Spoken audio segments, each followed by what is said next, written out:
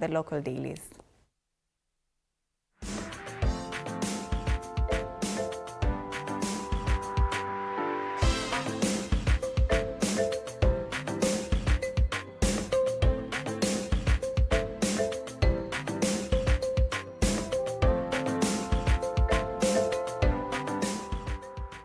Tunaanza na gazeti la Taifa Leo. Hatutaki mnofu wa Kindiki, Oburu asema. Seneta Oburu Oginga alisema katika mazungumzo ya ODM na UDA kwamba hatapigania nafasi ya mwaniaji mwenza mwaka ujao.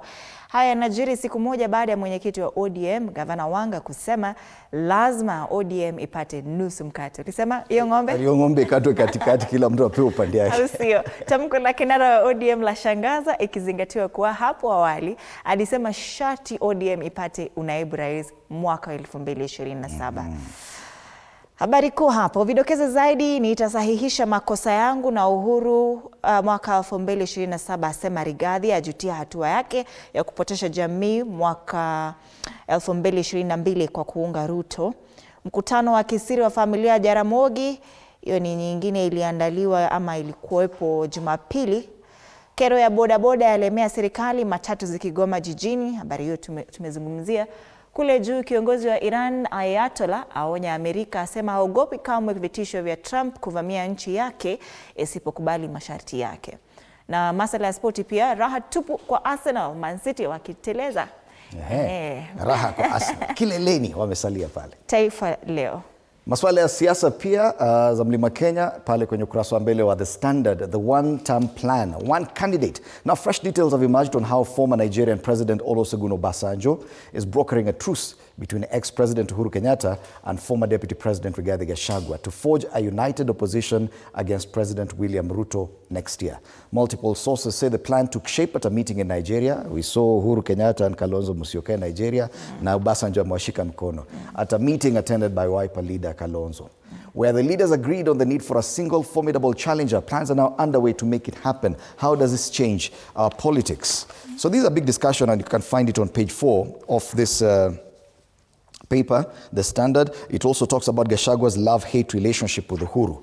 But the most interesting story, and I think where Kenyans need to pay attention to, is on page 2 of this paper, of The Standard, where they talk about the drought crisis. So the state has moved to avert clashes as migrant herders pour into Isiolo. What wameambia Isiolo? So Isiolo is better. 34 degrees is actually better. Elsewhere, hunger looms in Kitui as drought tightens grip on ASAL counties, and we'll be having CS Ruku here, who's in charge of special programs which attends to drought response. Hiyo story ya NSSF wanakuja kufieka, wanaanza hii mwezi. Hiyo story kama utuamini iko kwa ukurasa wa 5. Back page, Arsenal can now win EPL title with one eye closed. Nani amesema hivi? Alafu wameka picha ya Pep Guardiola kama amefunga jicho moja. Yes. Acha maneno, wanatuchocha hawa. So Manchester City boss Guardiola says they will not surrender the title race. So that's a standard today. All right. People Daily. Why Kenyan Gen Zs are missing from digital politics? Invisible block, they ask. And as we head towards the 2027 elections, viral content and data-driven tactics increasingly shape campaigns more than candidates' charisma, leaving voters sidelined and confused as tech jargon reduces public participation to a box-ticking exercise. Mepotea sana. Tulikuwa tunaongelelea how digital platforms are coming to change. You know? And you remember back in 2024, 2025, when the Gen Zs were running X, even the president had to go there to meet them. Now what has happened, if you go through social media, especially X, it's the same old politicians who have hired bloggers. Now they're the only ones running the streets of Twitter. To push the agenda. Incidentally, they're the ones who suggested that Fred Matiang'i, the Gen Zs, that Fred Matiang'i was a possible presidential candidate. Sai yuko, hawa wako. Together with Maraga. Anyway, inside, Matiang'i receives wild reception in Mount Kenya Toys, another story on page 8, while Ruto allies are quitting ahead of next polls. Some are quitting, some are joining. Akina Eludo Walo. Interesting. Somebody, okay. Let me not say that. Sema tu. Maswala ya siasa bado tunaendelea. Remember, today being a Tuesday, the star is not for sale. So they talk about the IEBC wanting sweeping reforms ahead of 2027. Yes, the IEBC has come under a lot of pressure. They're now seeking clearer definitions on nominations, revised timelines for processes. So they wrote to Parliament seeking adjustments and amendments to some of the Elections Acts or provisions of the elections laws, to help them even have a bite. They can actually punish aspirants who go against the law. Because so far, no one bothered. I can do anything, na kuna mali ABC tanipeleka. Very interesting is this story here about the Odinga family tree. After that meeting of the family, so they've painted here a picture of Odinga's house of fiery, free-spirited thinkers. So Jaramogi Oginga Odinga with all his 4 wives and their children there. I think Mary Ajuma, that's why Raila was called Ward Mary. Yeah. That's why that's the most famous, the Mary Ajuma lineage of Oburu Oginga, Raila Odinga, Gola Odinga, Wenwa, Kinyi, Berry Lachengo passed on, and wengine mpaka Ruth Odinga. I think they're the most famous, including the family of Raila Odinga there. The rest are quite not so visible, but that's the Jaramogi family tree. Counties bleed billions as top officials flout procurement laws. That's another story. And struggling coast-based Bandari FC Mata Sports plotting revival. Pale juu, mambo ya Nairobi sex workers wamejipata pale. Special feature. Special feature on page 9 of this paper. Remember that being a free copy of the Star, it comes with the complimentary MyGov pullout for government tenders and job opportunities. Fresh, independent, different. Now, how 1 trillion shilling body debt will hit you? The government projects to borrow 1 trillion shilling from the local market, which is nearly the entire 1.1 trillion shillings budget deficit for the 2026 and 2027 financial year. This is bad news for the private sector since businesses whose pool of financiers is shrinking fast will struggle even more to secure creditors. Most lenders, including commercial banks, opt to loan the government with an eye on guaranteed repayment and higher consistent returns. Kenya's loans burden has risen to over 12 trillion shillings and higher than the recommended ceiling. Domestic lending to government doubled from 8.6% to 16.4%. 16.4%. That's credit to small businesses reduced from 7.9% to 0.2%. That's a blow to small businesses as well. They say after 24 years in power, Daniel Moi left in December 2002 when total public debt was approximately 630 billion. And then Kibaki came in. Public debt was about 1.8 trillion shillings by March 2013 when he left. And then now President Uhuru Kenyatta retired, came in. It went up to 8.7 trillion shillings. And now we are at 12 trillion shillings. And counting. And counting. Tunaendelea. Interesting country, this one. All right, that's a story on page 4 and 5. Interesting one there. Other quick headlines. CBE, the bold dream that turned into a nightmare.